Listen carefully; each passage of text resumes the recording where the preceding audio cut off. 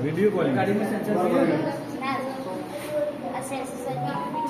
जो ढोकणो આવતો હતો ગટરના ઢોકણા સાથે જોડેલો છે. ખુલ્લું હોય તો વાગે કે બંધ હોય તો વાગે અને ખાડો વચ્ચે આવા તો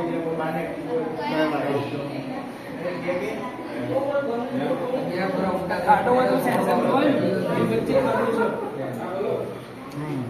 અહીંયા છે આપણે ખાટો છે તો પછી ગાડી આમ થાય તે સેન્સર ઉપર પણ ખાટો છે.